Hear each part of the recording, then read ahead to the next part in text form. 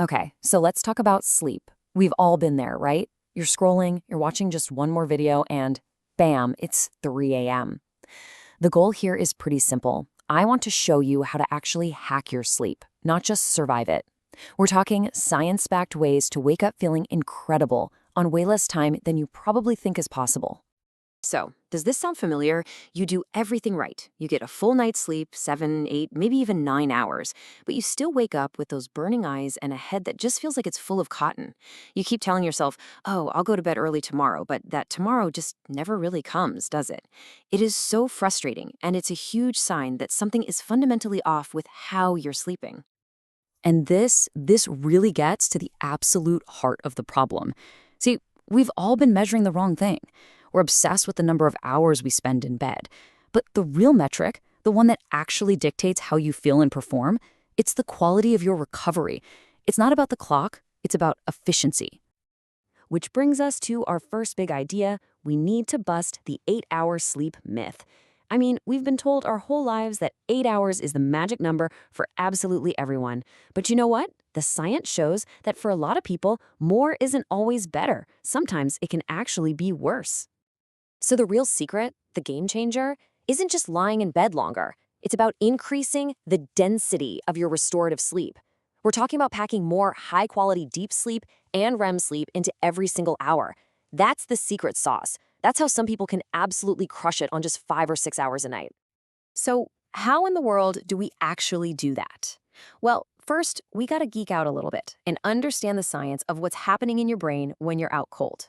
Because your brain's nightly rhythm, that's the key to unlocking some seriously high-quality rest.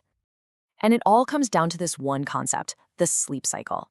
You see, your brain isn't just off for 8 hours. No way. It's moving through this incredibly structured, repeating sequence of different stages. And this entire cycle, from light to deep and back again, is like the fundamental building block of sleep. And that cycle has a magic number. Each one lasts, you guessed it, about 90 minutes. Seriously, if you remember one thing, remember this number. It is the single most important piece of data when we start planning your sleep for maximum energy. Waking up at the right point in this cycle is literally the difference between feeling groggy and feeling fantastic.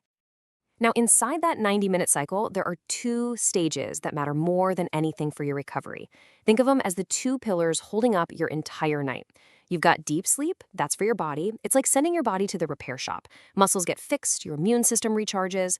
Then you've got REM sleep, that's for your brain. It's like a nightly declutter and organization session for your mind, boosting focus and locking in memories. Real quality sleep means you're getting plenty of both. Okay, science lesson over. Let's get super practical. This isn't just a list of random tips you can find anywhere. This is a cohesive 5-step system. It's designed to take all that science and put it into action so you can systematically upgrade the quality of your rest. So here they are, the 5 core habits in the formula. First, we're going to train your brain with a super consistent schedule. Then, we'll use that 90-minute rule to make sure you wake up feeling amazing. Third, we'll create a power down sequence to get you ready for rest. Fourth, we'll use morning light to reset your internal clock. And finally, we'll use instant action to kill that morning brain fog. Let's break them down. All right, step 1 is the bedrock for everything else. Consistency is king. This means going to bed and waking up at the same time every single day. And yes, I mean on weekends too.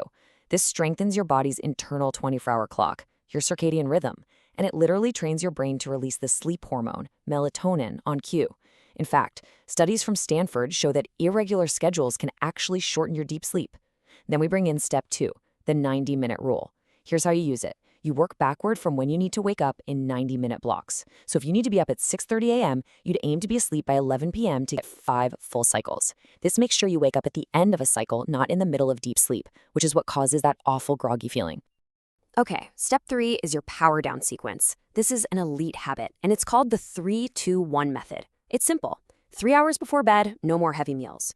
2 hours before, stop all work and anything stressful.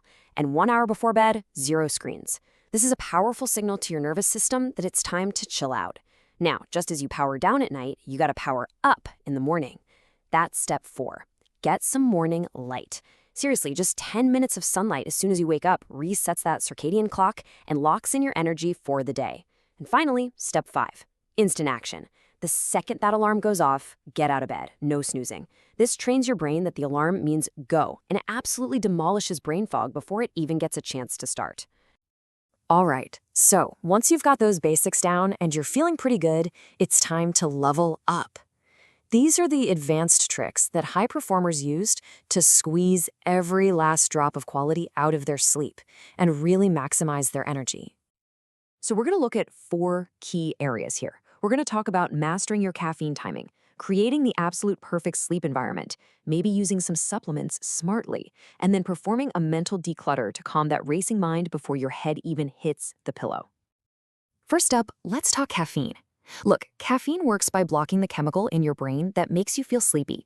So even if you're one of those people who says, oh, I can have a coffee and fall right asleep, that caffeine is still in your system for hours and it is wrecking your sleep quality. Just look at this. Having caffeine after 2 p.m. can slash your deep sleep by up to 30%. Think about that. You might be unconscious, but you are not recovering. Next up, your bedroom. Or as we should probably start calling it, your sleep cave. The science on this is crystal clear, folks. The perfect environment for producing the most deep sleep possible is dark. I'm talking pitch black, blackout curtains dark. It needs to be quiet, so use earplugs if you have to. And it needs to be cool, specifically somewhere between 18 and 20 degrees Celsius. Now, this one is fascinating because it's about a physical change in your brain. When your mind is racing with to-do lists and worries, your brain is stuck in these high-alert beta waves. But the simple act of journaling, just dumping all those thoughts out onto a piece of paper, can actually shift your brain waves into these calmer alpha waves, which is the state right before you fall into deep sleep. You are literally clearing the runway for your brain to take off and to rest. And all of this brings us to the final and honestly probably the most important piece of this whole puzzle. It's all about a mindset shift. We have got to stop thinking of sleep as this annoying thing we have to do, or even a sign of weakness. We need to start seeing it for what it truly is, your ultimate performance-enhancing tool. I absolutely love this quote because it just completely flips the whole hustle culture idea on its head.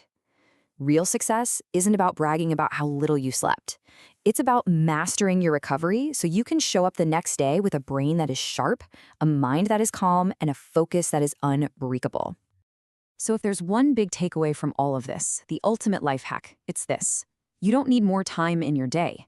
You just need better energy within the hours you already have. And that starts with sleep. So I'm going to leave you with this question.